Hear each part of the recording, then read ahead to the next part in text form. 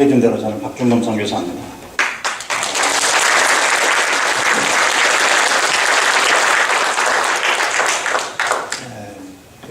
2007년도에 제가 선교지에 있었을 때 안식월로 몇 달을 안식월을 가졌을 때 우리 게인스빌 한인교회 와서 여러분들과 함께 한 달 반 정도 예배 같이 드리고 같이 쉬고 같이 교제했던 시간을 지나서 2015년도 몇 년 만에 다시 방문하게 됐습니다.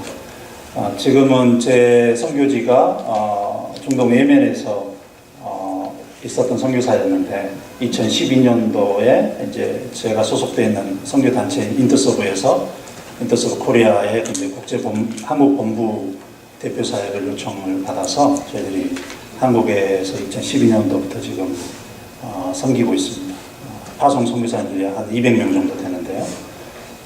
장단기 선교사 다 합쳐서 한 38개국에 파송을 하고 있고 대부분 제가 하는 사역은 파송된 선교사님들에 대한 인사, 행정, 또 재정, 또 멤버 케어, 또 선교사님들 필드에서 또 이렇게 케어하는 거, 그리고 이제 신임 선교사들을 발굴하고, 다음에 그분들을 준비시키고 훈련하고, 다음에 이렇게 배치하고, 또 그분들을 다시 멤버 케어하고 하는 이제 굉장히 멀티타스크한 일들을 하고 있어서 정신이 좀 없습니다. 정신이 없지만.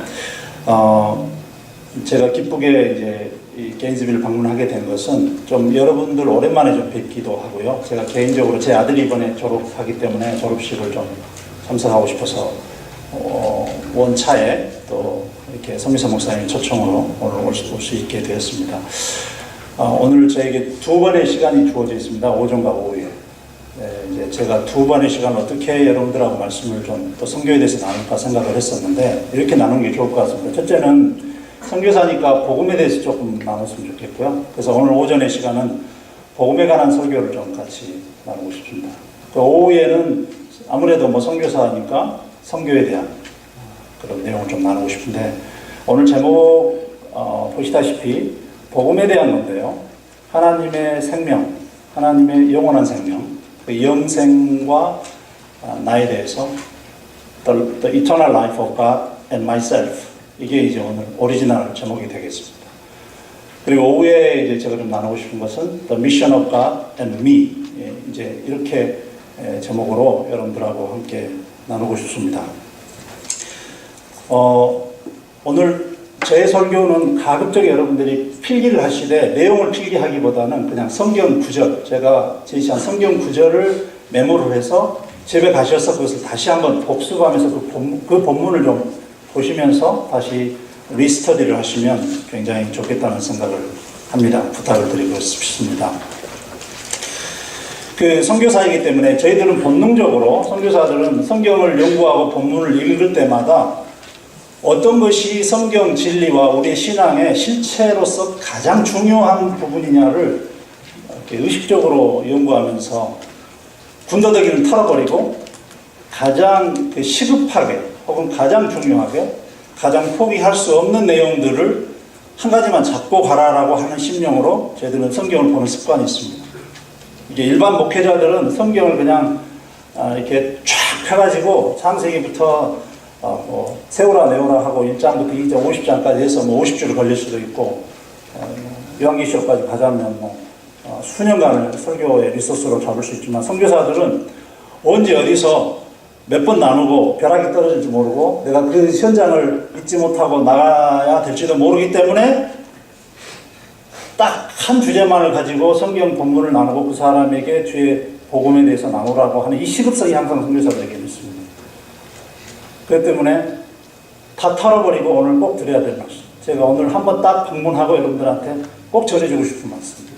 이것을 오늘 제가 전해주기 때문에 여러분들 그러한 심령으로 내가 가지고 있는 이 긴급성과 이 긴급성을 가지고 여러분들 들으셔야 뭔가 우리가 이제 비즈니스가 이루어질 수 있을 것으로 생각이 됩니다. 그것은 하나님의 생명에 관한 겁니다. 하나님의 생명입니다. 오늘 본문 요한일서 1장 1절부터 4절까지 같이 한번 읽겠습니다. 여러분들이 잘 보시고 제가 본문을 읽습니다. 태초부터 있는 생명의 말씀에 관하여는 우리가 들은 바요 눈으로 본 바요 자세히 보고 우리의 손으로 만진 바라. 이 생명이 나타내신 바 된지라. 이 영원한 생명을 우리가 보았고 증언하여 너희에게 전하노니 이는 아버지와 함께 계시다가 우리에게 나타나신 바 되시니라. 우리가 보고 들은 바를 너희에게도 전하면 너희로 우리와 사귐이 있게 하려 하니 우리의 사귐은 아버지와 그의 아들 예수 그리스도와 더불어 누리니라. 우리가 이것을 쓰면 우리의 기쁨이 충만하게 하려 함이라. 아멘.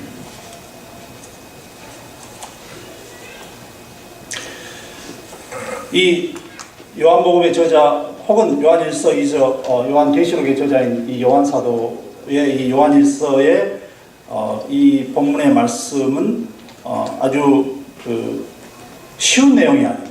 아주 어려운 내용입니다. 이게 왜 어렵냐면요, 이게 간단한 내용이 아닙니다.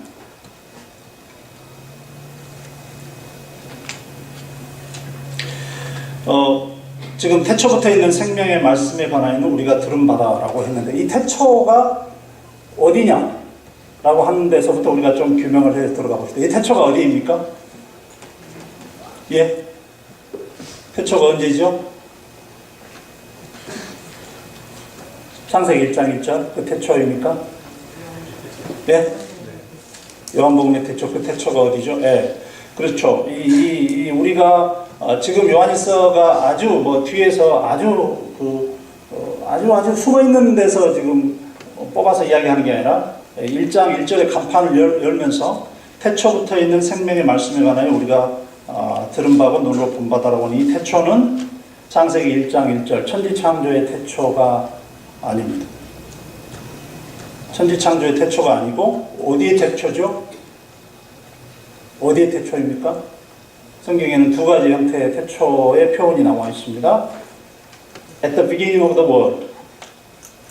at the time of creation. 그 천지가 창조되었을 때 그 태초를 우리가 태초라고 표현도 하지만 세상의 출발점의 그 태초이지만 성경이 우리에게 말씀하시는 그 태초는 before the time of the creation. Genesis chapter 1, verse 1.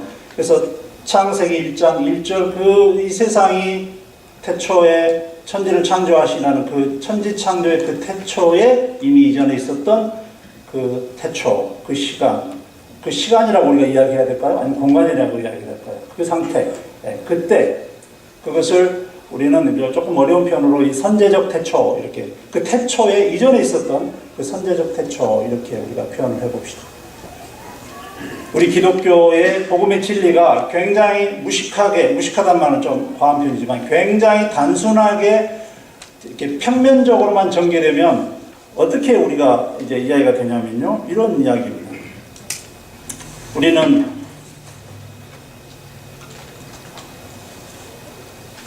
우리 기독교는 우리가 예를 들어 하나님께서 이 세상에 천지를 창조하셔서 이 세상의 모든 만물이 존재하게 되었고 우리도 그 창조 안에 인간이 창조되었다. 아담의 죄로 인하여서 이 세상이 죄에 빠지고 인류도 죄에 빠지게 됐고 그 아담의 죄로 인하여서 우리가 어둠 가운데 처하게 됐다.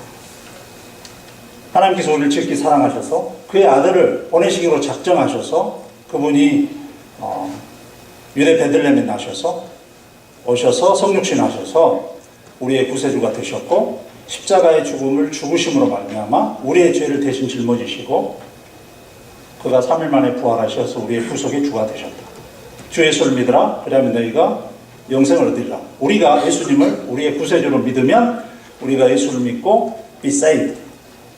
구원을 받고 we will get the eternal life. 우리는 영원한 생명을 얻을 것이라고 하는 이 단순한 메시지가 미안하지만 이 자리에 앉아있는 여러분 모든 분들의 신앙의 요체의 전부입니다. 이것은 틀린 이야기가 아니라 완벽하게 맞는 이야기지만 아주 평면적인 이야기입니다.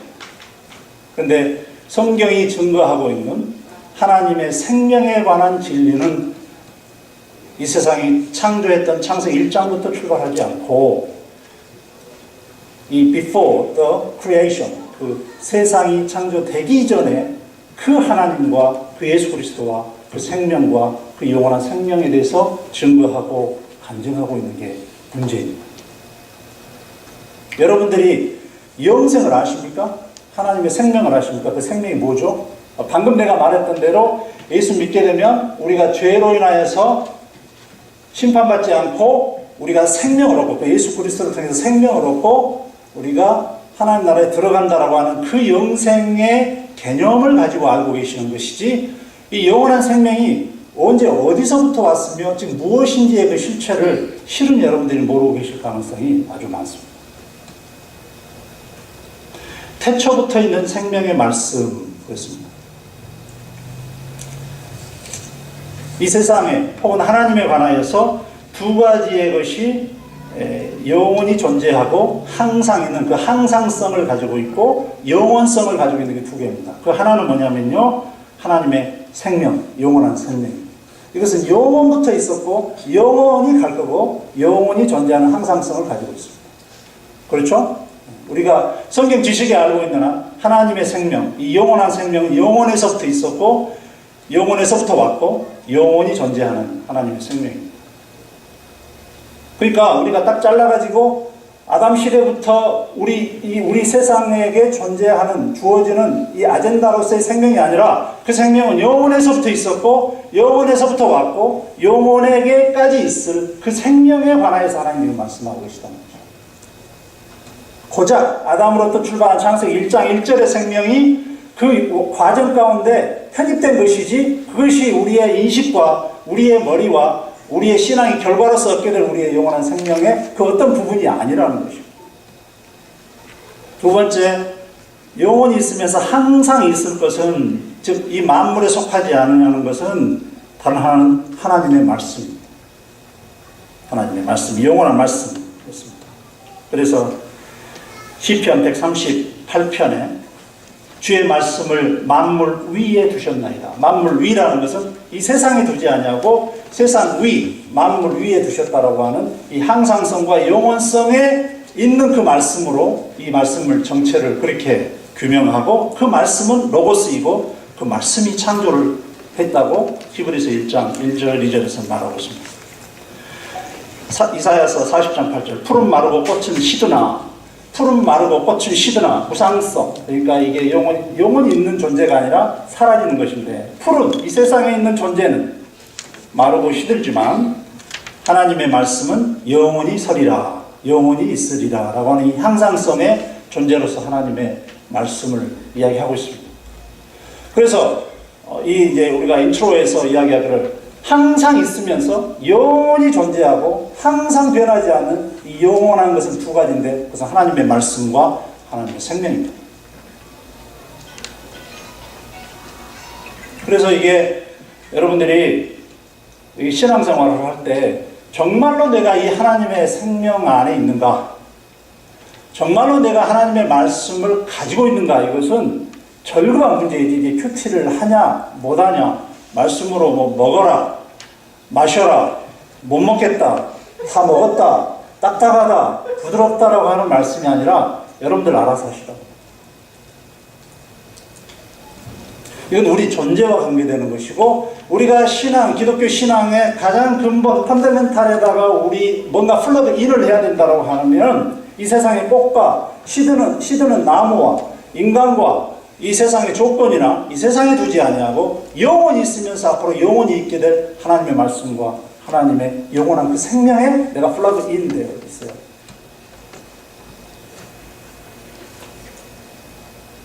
그런데 놀랍게 요한은 이 하나님의 말씀과 생명을 성경 본문에서 반복해서 치환해서 사용함으로써 마치 하나님의 생명이 말씀 같고 말씀이 생명 같은 그 플레이를 하고 있습니다. 보십시오. 태초부터 있는 생명의 말씀, 이렇게 시작한다는 거예요. 태초부터 있는 생명과 그 하나님의 말씀, 이렇게 시작해도 되는데, 요한은 태초부터 있는 생명의 말씀, 태초부터 있는 말씀의 생명, 이러한 뉘앙스로 사도 바울은 말씀과 생명을 같이 소개를 합니다. 여러분들의 신앙생활이 고작 여러분들이 이 세상에서 어머니 뱃속에서 태어나가지고 인식의 체계가 완성된 다음에 예수를 인격적으로 내가 믿겠다 안 믿겠다 결정해가지고 믿고 난 다음에, 저분이 나를 구해주기 위해서 십자가 못 박혀 돌아가서 내가 그게 충분히 동의하고, 내가 보니까 나도 굉장히 내가 봐서 뭐 이렇게 의인은 아니고 나도 죄를 짓는구나 해서 동의해가지고 그분을 믿게 됨으로써 그분이 생명을 주셔서 내가 생명을 얻게 됐다라고 하는 이런 찌질한 이야기가 아니고, 성경은 태초부터 있는 하나님의 영원한 생명의 말씀에 관하여서 우리가 들은 바요, 눈으로 본 바요, 자세히 손으로 만진 바다. 여러분들의 신앙의 사고의 출발점과 그 스코프와 스펙트럼이 어느 정도의 협소하게 있는지 가관이 아닐 수가 있습니다.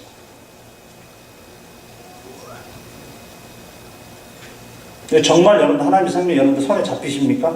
손에는 잡히기가 참 힘들어요. 왜냐하면 이 태초 이전의 선제적 태초에 관한 이야기이기 때문에 손에 잡기가 극히 힘들지만, 손에 잡아야 되는 것은 이것이 성경에 명쾌하게 우리의 본문에 주어져 있기 때문에 이걸 모르고 왔다. 주님 그 말씀 성경에서 안 하셨잖아요. 한다면 우리가 나중에 주님한테 가서 할 말이 있지만, 곳곳에 요한일서, 요한복음, 오늘 제가 소개해드린 몇몇 장에서는 태초에 너가 있기 전에, 이 세상이 창조하기 되기 전에, 아담과 하와가 있기 전에 내가 존재했던 그 옛날 그때의 그 생명이 말씀에 관한 것입니다. 하나님의 생명이다. 여러분들이 기독교의 신앙의 생활을 지금처럼 아주 정말 재미없게 하는 그 비결은 바로 창세기 1장 1절부터 시작되는 그 아주 좁은 의미에서의 생명에 대한 이해와 기독교에 대한 이해 때문에 더 이상 확장되지 못하고 가는 경우가 대단히 많습니다. 자, 요한일서 그 2장 12절 보십시오. 요한일서 2장 12절 13절에 자, 자녀들아 내가 너에게 쓰는 것은 너희 죄가 그 이름으로 말미암아 사함을 받으며, 아비들아 내가 너에게 쓰는 것은 너희가 태초부터 있는 계신 이를 알았으며. 여기서 이 태초부터 계신 이를 알았으며, 이 태초는 또 어떤 태초냐면요, 동일하게 그 정말로 이 세상이 창조되기 이전의 선제적 태초를 이야기하는데, 헬라어로는 아르케입니다. 아르케. 너희가 아르케에서부터 있었던 그 아버지 하나님을 알았다, 이렇게 이야기합니다. 또 13절 14절에 아비들아 내가 너에게 쓴 것은 너희가 태초부터 계신 이를 알았으며. 여기에서도 이 태초부터는 바로 이 선제적 태초인 아르케를 이야기하고 있습니다. 창세기 이전의 태초를 이야기하고 있습니다. 여러분들 자신은 선제적 태초에 있었던 그 하나님의 생명에 대해서 아십니까? 아세요? 예수님의 생명이 이 아르케 태초 전에 있었던 태초의 생명이라고 하는데, 여러분 그 비밀을 아십니까?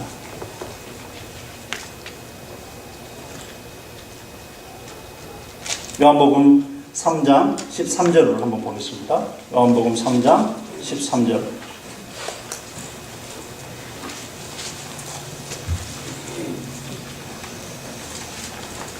요한복음 3장 31절입니다. 죄송합니다.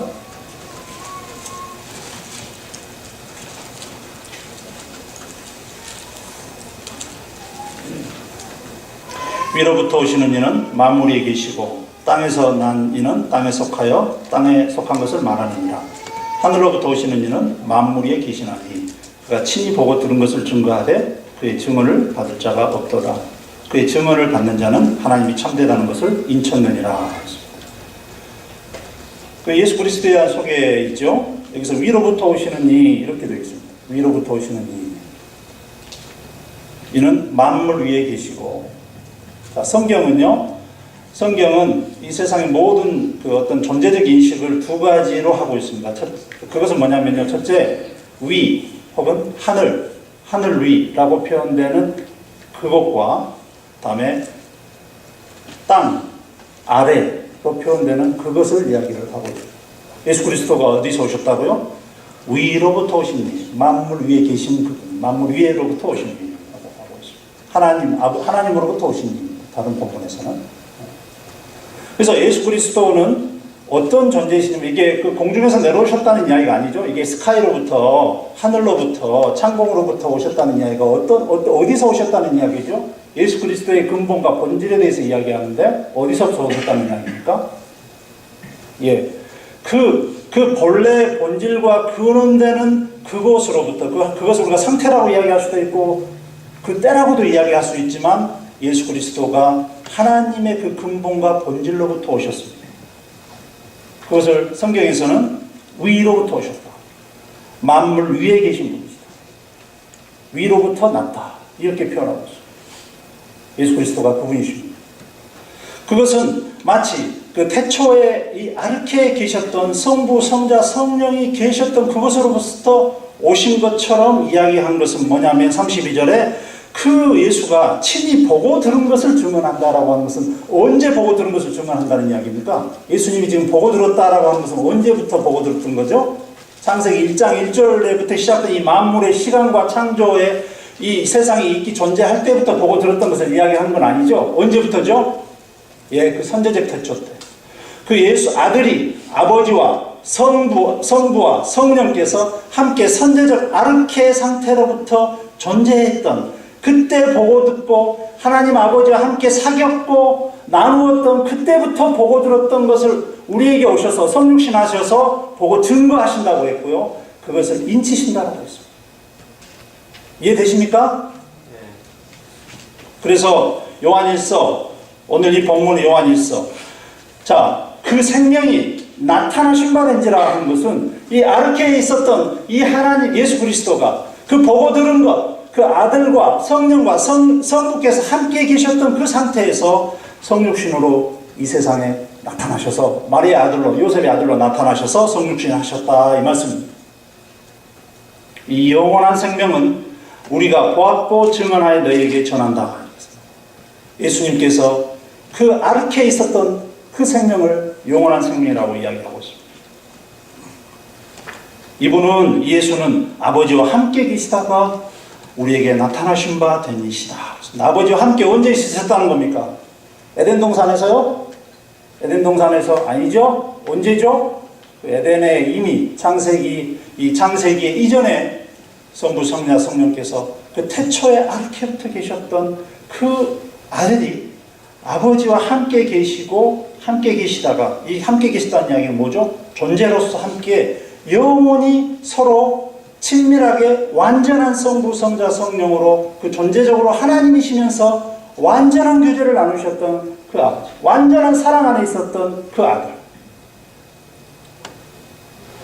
그분이 우리에게 나타나셔서 성육신하셔서 우리가 손으로 보고, 손으로 만지고, 귀로 듣고, 눈으로 보고, 손으로 만진 바 된 그 역사적 예수가 우리에게 되셨다 이 말씀입니다.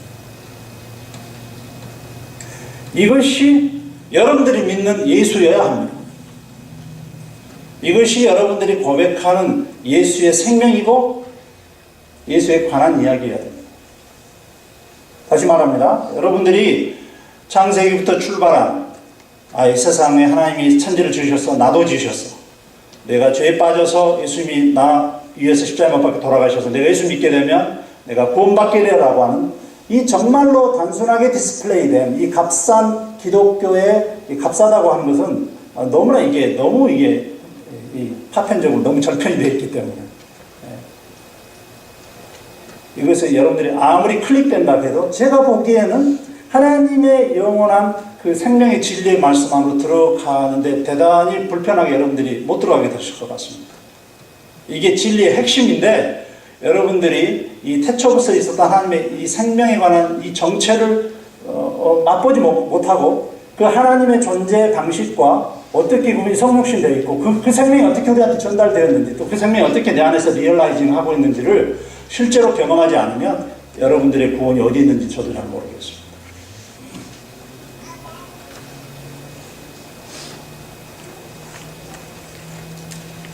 요한복음 3장 3절 예수께서 니고데모에게 그 새로움의 필요에 대한 진리를 말씀하시면서 사람이 요한복음 3장 3절 사람이 거듭나지 아니하면 하나님 나라에 볼 수 없다라고 말씀하셨습니다. 여러분들 관주 보시면 사람이 거듭난다 그 표현에 뭐라고 이야기했습니까? 관주에 뭐라고 나와있습니까? 사람이 거듭난다 뭐라고 나와있죠? 사람이 위로부터 나지 아니하면 하나님 나라를 볼 수 없다 이렇게 되어 있습니다. 아까 요한복음 3장 31절에 위로부터 하나님은 예수님이 위로부터 오신 분이다 하늘로부터 오신 분이다 했는데 니고데모의 회심 사건을 이야기하시면서 예수께서 너가 위로부터 나지 아니하면 하나님 나라를 볼 수 없다라고 했다니까요.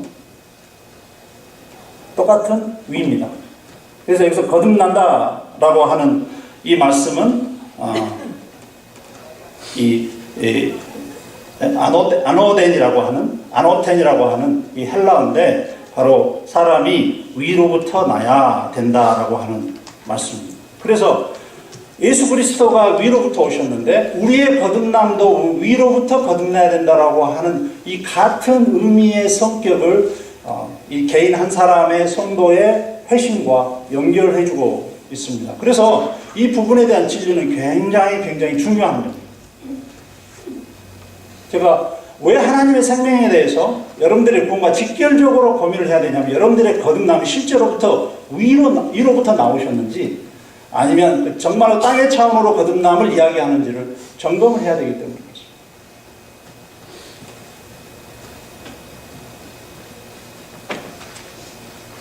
다시 말합니다.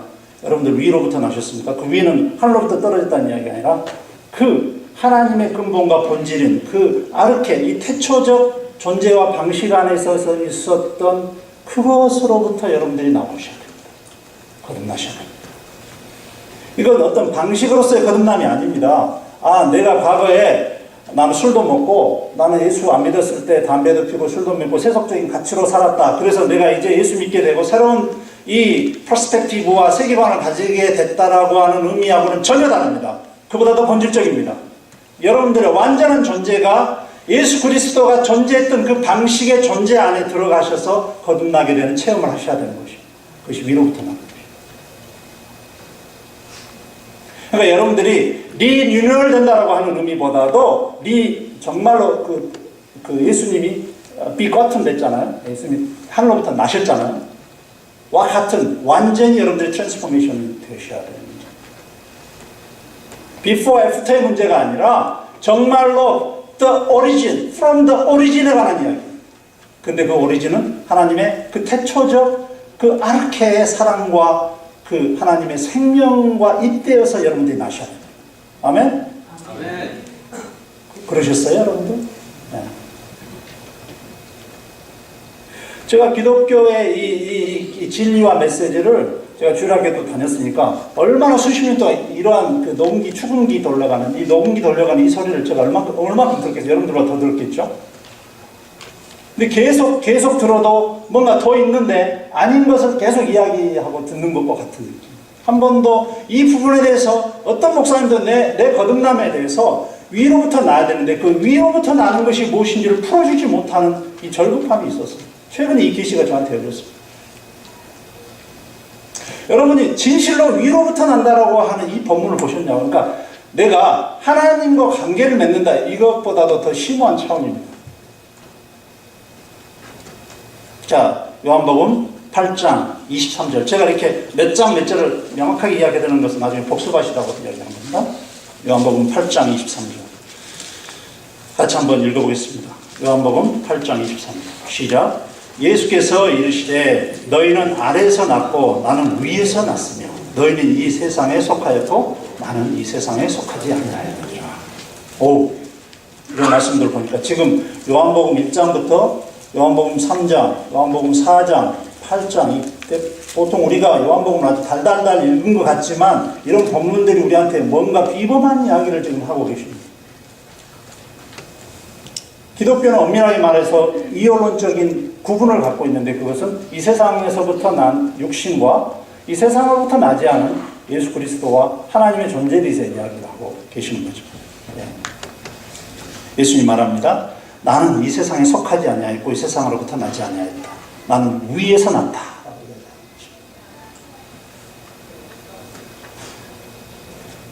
고린도전서 15장 45절을 읽겠습니다. 기록된 바 첫사람은 땅에서 났으니 첫사람은 누구죠? 아담이죠? 기록된 바 고린도전서 15장 45절 기록된 바 첫사람은 땅에서 났으니 흙에 속한 자이거니와 둘째 사람은 누구죠? 예수 그리스도는 하늘에서 나셨느니라. 와. 예수 그리스도는 어디서 나셨다고요? 하늘에서. 하늘에서는 스카이에서 났다는 게 아니라 하나님의 아르케 근본에서부터 나셨고 하나님의 그 존재 자체로부터 나셨다라는 말씀이고, 위로부터 나셨고 하늘로부터 나셨고.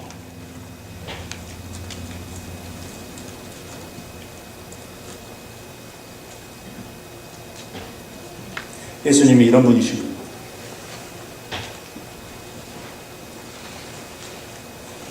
미가서 5장 2절을 여러분들이 한번 봐보시기 바랍니다. 미가서 5장 2절입니다. 여러분들 구약성경 미가서 5장 2절을 봐보십시오.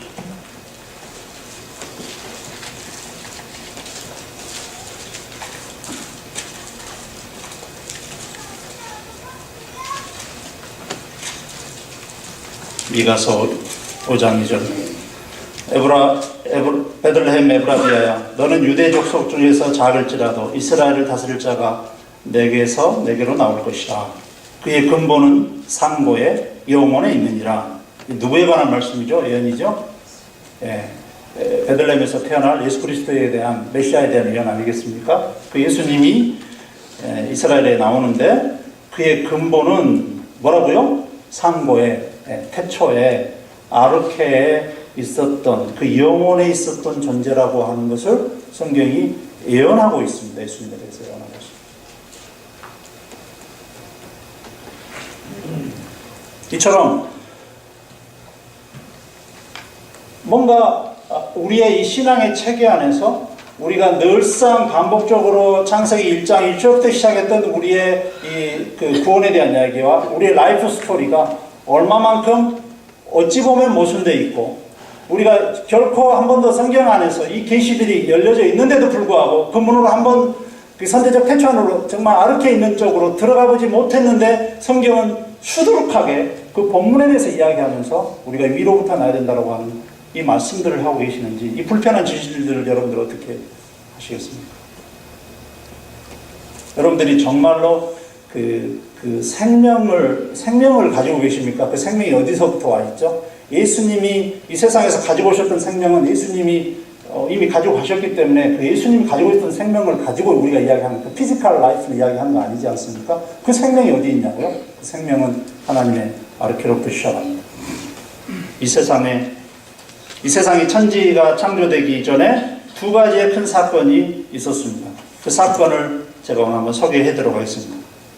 첫째는 태초에 있었던 첫 번째 큰 일이 있었어요. 이 아르케, 정말 천지 창조 이전에 있었던 큰 일 하나가 아버지가 아들에게 그 생명을 주신 사건입니다. 요한복음 5장 26절 한번 봐보십시오. 요한복음 5장 26절입니다.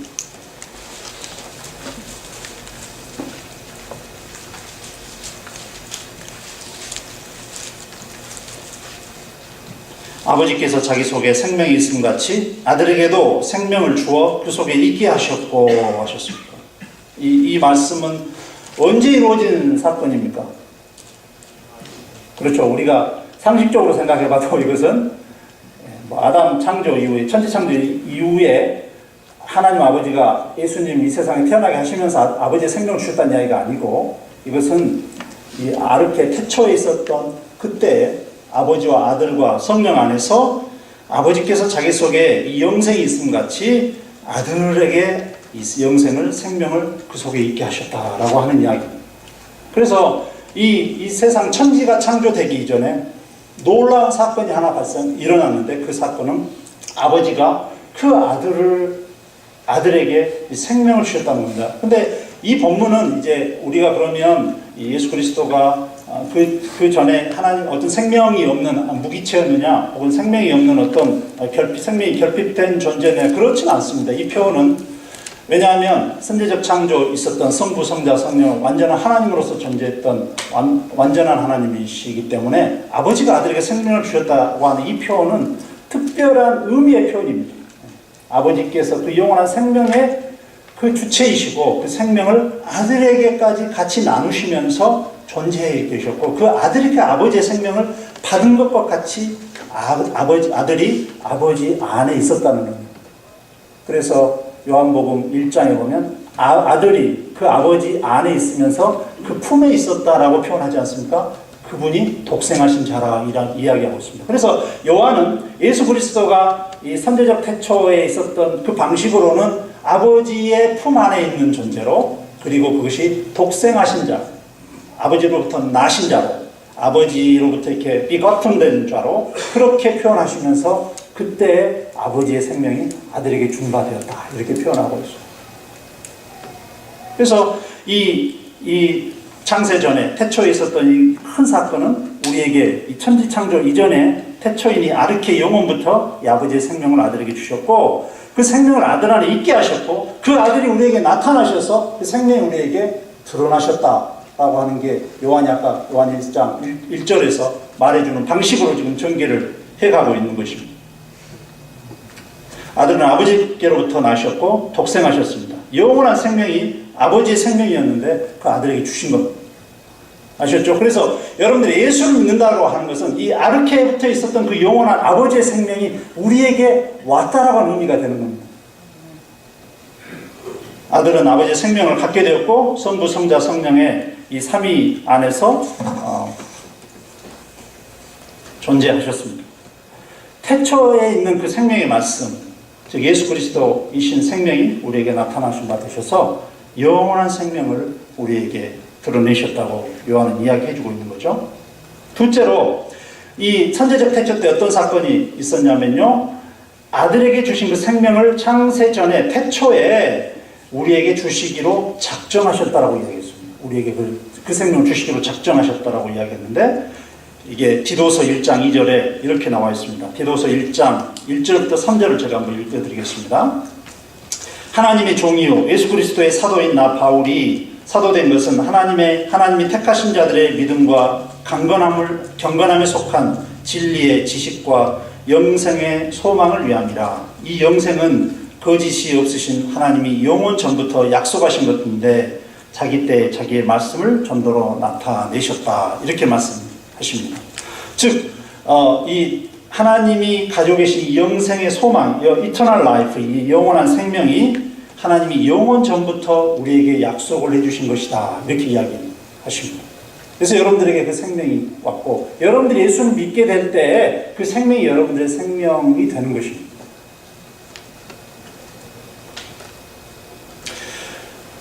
아담의 인류를 포함해서 세상 만물이 있기 전에 이 태초의 근원에서부터 하나님의 생각과 하나님의 뜻은 하나님의 그 선교 자체가 되었습니다. 그러니까 하나님의 선교라는 게 여러분들 이겁니다. 주 예수를 믿으라, 그럼 너가 복을 받는다, 혹은 너가 구원을 얻는다, 이것부터가 하나님의 선교의 메시지가 될 수가 없고, 하나님이 영원한 존재로, 하나님이 아르케의 존재로 하나님이 계시면서 그 영원한 생명과 영원한 사랑으로 존재하고 계셨고, 아들에게 그 생명을 주시면서 아들이 하나님 우리에게 나타나시고, 그 생명을 가지고 그 생명을 보고 그 생명을 믿는 자가 하나님의 그 생명을 얻게 된다라고 하는 이 정말로 이 우리의 모든 이 성경의 계시의 완전한 스펙트럼 안에서 하나님이 선교를 하고 계신다는 거죠. 그래서 이 하나님의 선교는요, 정말 이 태초의 근원 아르케로부터 출발된 그 하나님의 선교. 이게 하나님의 구속의 이야기이고요. 사실 하나님의 생명 이야기의 근본이 여기서부터 출발합니다. 이것이 근간이고, 하나님의 복음은요, 하나님의 생명에 관한 드러남으로부터 출발하는 것입니다. 그래서 이 태초에 있었던 이 하나님의 아르케 생명이 우리에게 나타나셔서 우리가 손으로 보고 만지고 눈으로 보고 만지고 이 그분을 우리가 믿음의 대상으로 감지하면서 우리가 그분을 인식해가는 이 자체가 여러 가지 하나님의 선교의 과정 가운데서 우리가 일어나는 일들입니다. 오늘 이 본문을 보니까 영원한 생명을 주신 그 아들과 함께 영원한 사귐에 있게 된다고 했습니다. 이 사귐은 아들과 아버지가 있었던 그 사귐이었고, 우리가 그 누림, 그 사귐의 누림 안에 들어간다라고 이야기를 하고 있습니다. 여러분들 신앙생활이요, 얼마나 그 대단한 깊이 있는 이야기냐면요, 여러분들 그 아르케의 존재에서 있었던 그 아버지와 아들이 사귀고 존재하셨던 그 완전한 친밀함과 완전한 존재 방식 안으로 우리가 들어가는 건데요. 여러분들 예수를 믿으면서 사모해야 될 그 생명과 그 사귐의 비밀은 예수 그리스도가 아버지와 함께 누리는 그 사귐과 비밀 안에 우리가 함께 들어가는 것입니다. 요한 1서에서 그 사귐 안으로 우리가 들어가서 그것을 누리는 것이라고 했고, 그걸 우리가 fellowship with God라고 했습니다.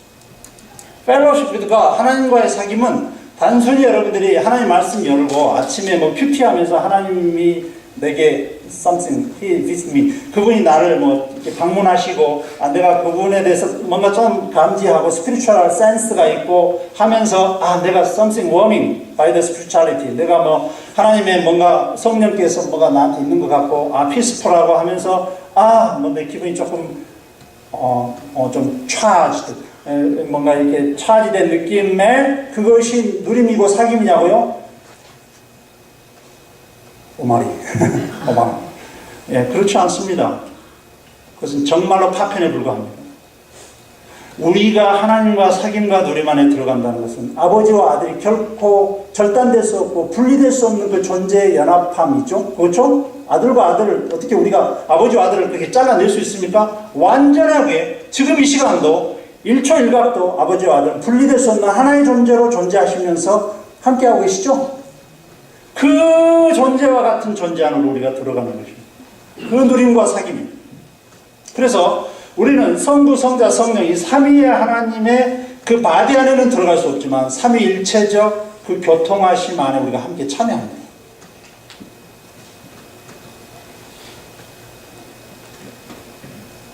그것이 말하는 fellowship with God이라는 것입니다. 하나님과 교제한다라고 하는 것은 아들과 아버지가 교제하는 그 방식의 그 교제, 그 퀄리티로 우리가 들어가는 것이고, 그 신뢰 안으로 우리가 들어가는 것이고, 그 완전한 의지함 안으로 완전히 들어가는 것이고, 그 완전한 사랑 안으로 우리가 들어가는 것입니다. 그렇죠? 우리가 그 삼위일체의 존재 양식을 하나의 키워드로 페리컬레시스라고 하는 헬라어가 있어요. 이건 상호 교통하심 이 뜻입니다. 페리컬레시스. 그 이 상호 교통하심의 내용은 어떤 것이냐면요. 지금 제 설교 노트가 앞뒤로 카피가 돼가지고 제가 앞뒤로 지금 헤매고 있습니다.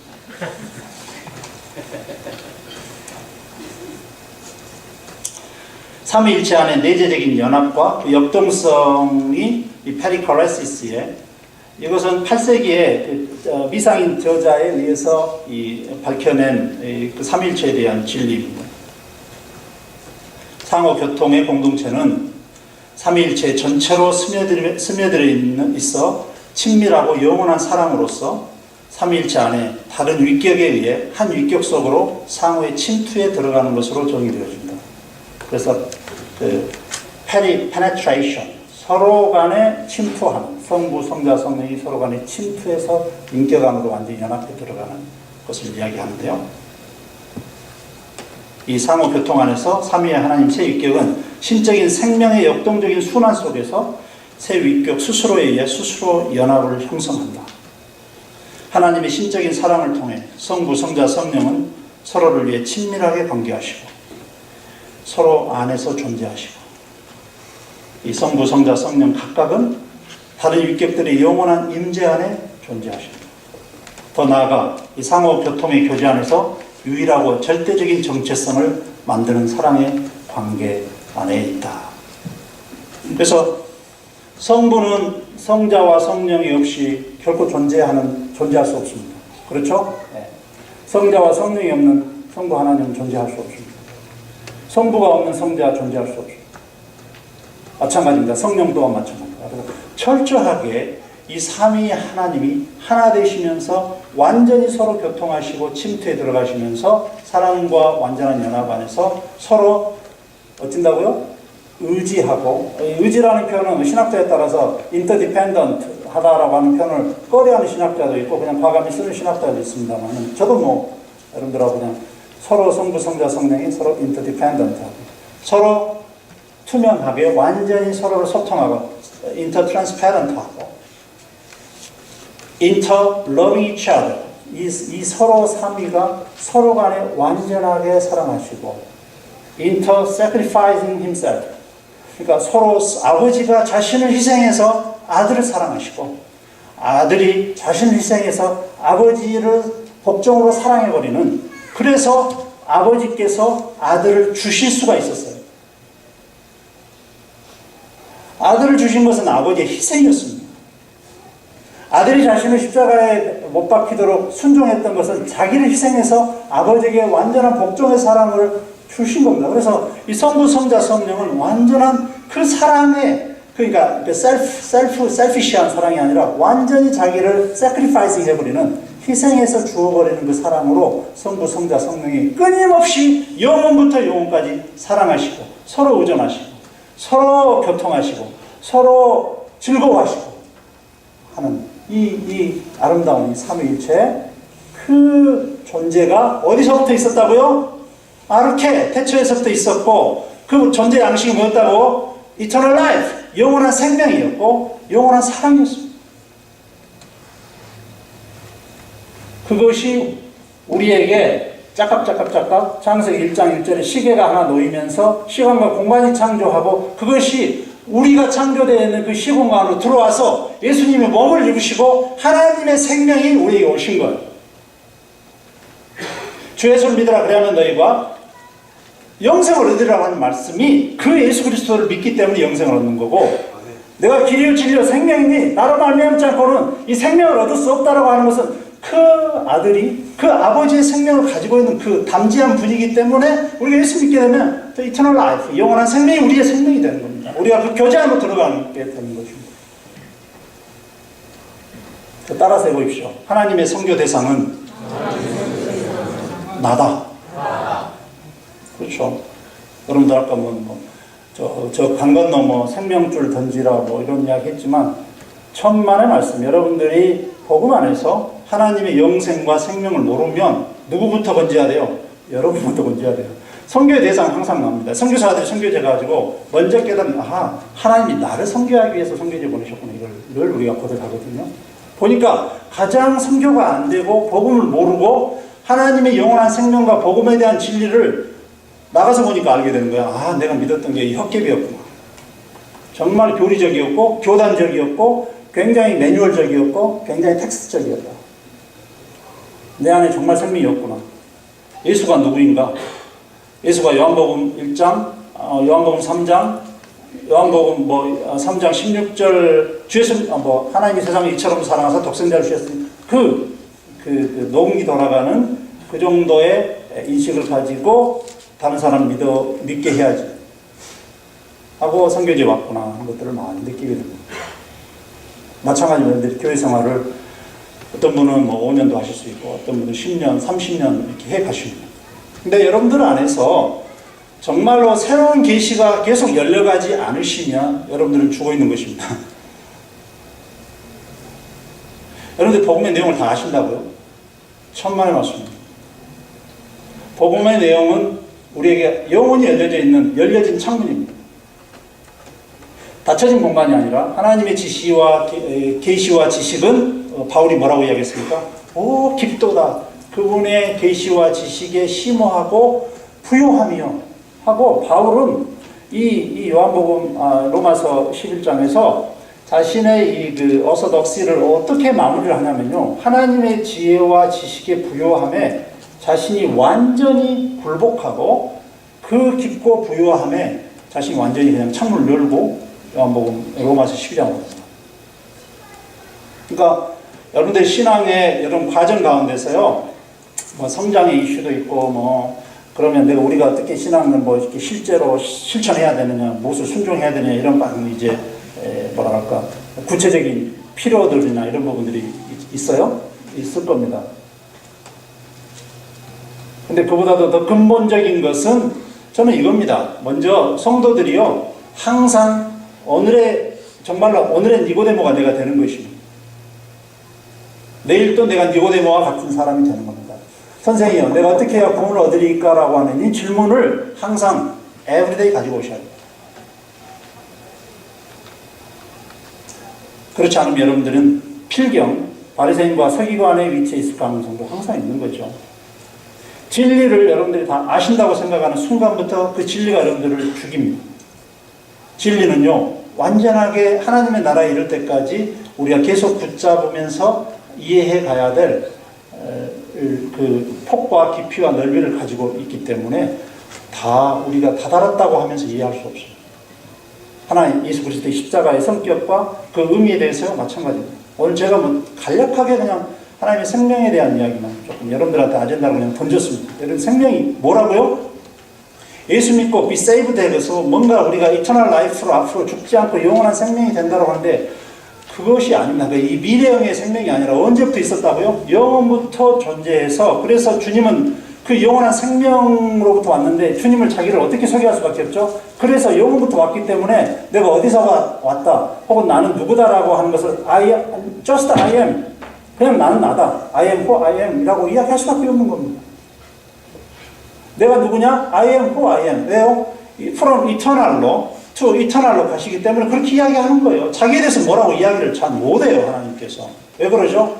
본인의 그 존재 속성상 그러시는 거죠.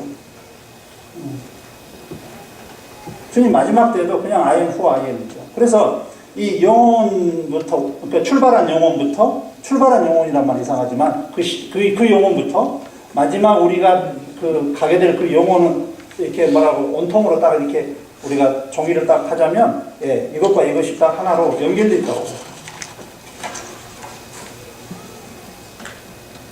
우리의 구원과 회복이 아담으로부터 이 에덴 동산까지 우리가 회복되는 것입니까? 아니면 뭐지요? 아니죠? 우리가 아담처럼 회복되는 것이 우리의 구원의 정착점입니까? 어디까지죠? 성경이 말해주고 있는 것은 영원한 생명이죠. 그 영원한 생명은 하나님 태초부터 주셨던 그 영원한 생명입니다. 우리의 시각은 무병, 무고통, 샬롬이 있는 에덴으로 우리가 다시 돌아가는 것 아닙니다. 어디로 돌아가는 것이죠? 위로부터 나는 그 위, 하늘로부터 나는 그 영원한 생명으로 우리가 들어가는 것이고 그 아버지의 영원한 사귐 안에 편입되는 것입니다. 동의하십니까? 그러면 에덴에 머무르실래요? 여러분들 그래요. 예수 믿고 완전한 샬롬과 완전한 이렇게 controlling the pain, sorrow 이런 것 해서 그래요. 아담의 상태로 여러분들 다 가신다고 한다면 저는 넉넉하게 이터널 라이프로 들어가는 거예요. 아니에요. 우리가 어디로 회복이에요? 아담의 상태로 회복이 아니에요. 복음을요, 굉장히 창조적으로 여러분들이 해체해 가시면서 여러분들이 정말로 녹음기 틀듯이 요한복음 3장 16절, 사도행전 1장 8절 이런 것들을요, 생산적으로 다 파괴하세요. 이게 무엇이었지? 내가 20년 전에 30년 전에 했을 때 이게 복음이 아니었다라고 하는 그 이상한 어떠한 그 전제들이 오히려 훨씬 더 우리를 그 성도답게 만들면서 하나님의 말씀. 그래서 지금 나이가 돼도 계속 성경 말씀을 연구해야 되는 이유가 그것입니다. 여러분들이 10살 때 배웠고 알았던 요한복음 3장 16절과 지금 40살 때 요한복음 3장 16절은 완전히 달라요. 제가 이 요한일서 1장, 요한복음 3장 3절 사람이 하늘로부터 나야 된다. 이것을 제가 수십 번을 읽었는데요. 완전히 하나님이 계시의 창문을 열어주시면서 의미가 완전히 다릅니다. 그럼 내가 어떻게 살고? 그 질문이 오신다고요? 어떻게 살고? 천만에 와서 그 질문 하시기 전에 내가 주님 정말로 하나님의 생명을 내가 조금이라도 이해하고 있나요? 주님 제가 성도로서 단 하루를 살아도 좋으니까 그 하나님의 생명에 대한 완전한 full understanding을 하고 제가 성도로서 하루 살다 죽어도 좋겠습니다. 이런 소원이 여러분들 기도 가운데 나오셔요. 주님 제가 정말 내일 죽어도 좋소. 그러니 하나님이 말씀하시는 그 fellowship과 하나님과의 그 사귐 안에 그 퀄리티와 그 퀀티티와 그 깊이와 넓이 안에 제가 조금이라도 테스팅 해보고 하루를 산다고 한다면 제가 원이 없겠습니다라고 하는 기도 제목이 여러분들 안에 큐티 안에 나와야 돼요. 그렇다고 여러분들이 지금처럼 이렇게 사시는 것은 별로 사는 게 아닙니다. 사는 게 별로 아닙니다. 그래서 나이 먹은 교회 혹은 나이 먹은 성도들 어떻게 할까요, 우리가? 어떻게 할까요? 무엇이 우리를 계속 하나님 앞에 더 나가게 하고 완전한 데 더 이르게 하죠? 그건 교회의 시스템이나 어떤 한 개인 목사님의 설교의 바운더리나 이런 것은 결코 안 해요. 결코 안 해요.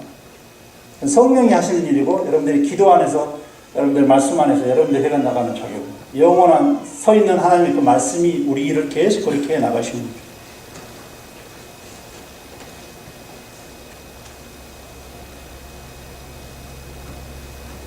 영원한 생명. 아직도 내 안에 잡히지 않는 그 영원한 생명. 하지만 정말로 내게 있는 그 영원한 생명. 예수 그리스도 안에 있는 그 영원한 생명. 근데 이게 하나님의 존재부터 있었다고 하는 그 영원한 생명. 창세기 1장 1절에 시간이, 그 시계가 만들기 이전부터 존재했었고, 그것이 나의 리얼리티이고, 예수 그리스도가 거기서부터 나왔다라고 하고, 거기서부터 오리진 되었다라고 하는 그것과 우리가 그 안에 들어간다라고 하는 이 비밀을 여러분들의 신앙의 키워드로 잡아내셔야 됩니다.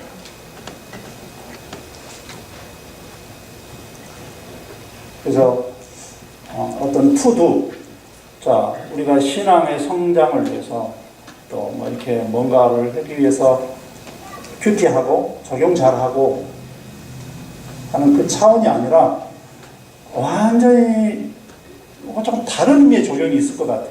다른 의미의 적용. 성경을 보되 성경을 내가 왜 봐야 되냐라고 하는 이 절박성은 저는 하나님의 영원한 생명이나 이런 계시에서부터 더 내가 갈급해지면 성경은 분명히 보게 될 겁니다. 자, 이런 내용 때문에 우리가 선교를 하는 거죠. 왜냐하면 이것 때문에 우리는 움직이게 합니다. 단순히 우리가 기독교 프랜차이징 하면서 이슬람한테도 가서, 자, 이거 this is our brand of Christianity. 이게 우리가 기독교 브랜드야. 너희들도 믿으라고 이 브랜드 스티킹을 하는 것이 아니고, 이 영원한 생명.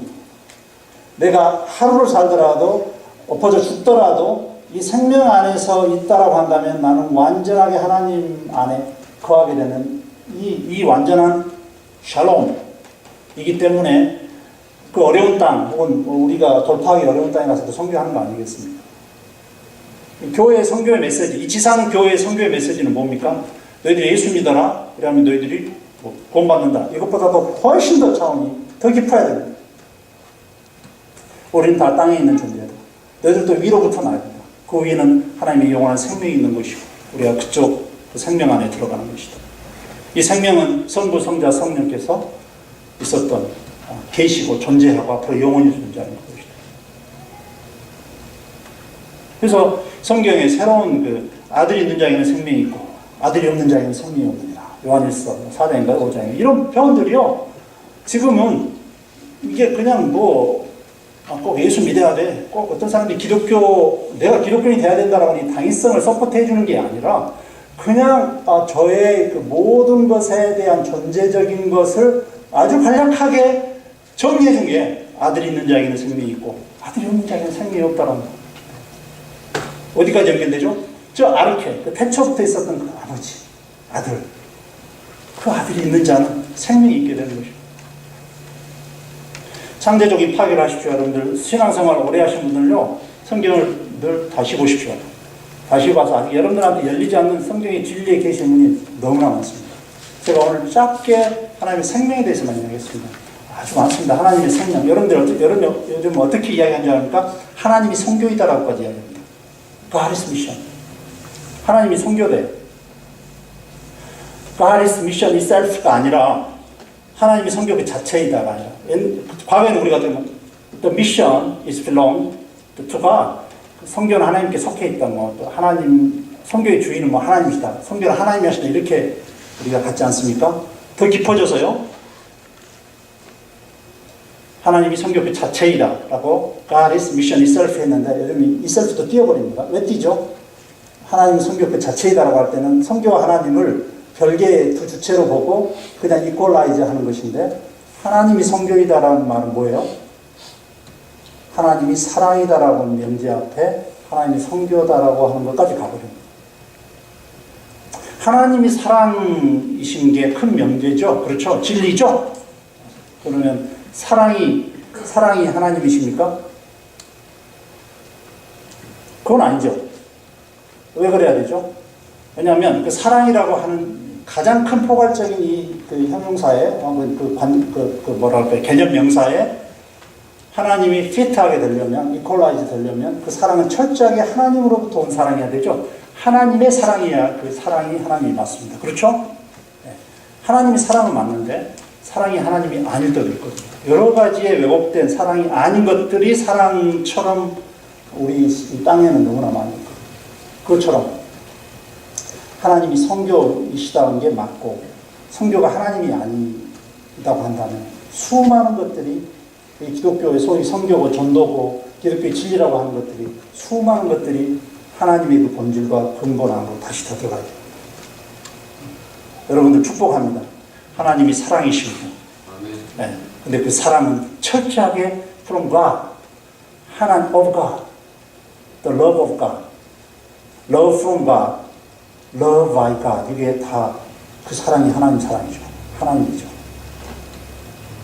마찬가지입니다. 하나님은 성교이십니다. 와. 어디서부터 성교하셨죠, 주님은? 그 아르케에 계셨던 그 존재 하나님이 성교이십니다. 사랑으로 드러나셨으며 사랑으로 존재하시고 이 성자 삼위가 함께 존재하시는 그 방식이 뭐 했다고요? 사랑의 표현들이었습니다. 그래서 이 천지 만물을 지으시고 아들을 보내시는 이 모든 일련의 프로세스가 하나님의 성교, 성교입니다. 하나님이십니다. 그래서 얼마만큼 우리가 하나님의 성교를 이게 우리가 뭐 객체화시키지 않고 하나님과 동일화시키면서 하나님을 더 깊게 보는지 모르겠습니다. 여러분들이 하나님의 가장 관심 대상이십니다. 그래서 오늘 제목이 하나님의 생명과 나입니다. 여러분들이 가장 하나님의 중요한 존재이십니다. 그건 맞습니다. 여러분들이 하나님의 은혜 안에서 반드시 서면서 하나님을 온전히 찬양해야 돼요. 그리고 열방을 봐야 돼요. 기도하겠습니다.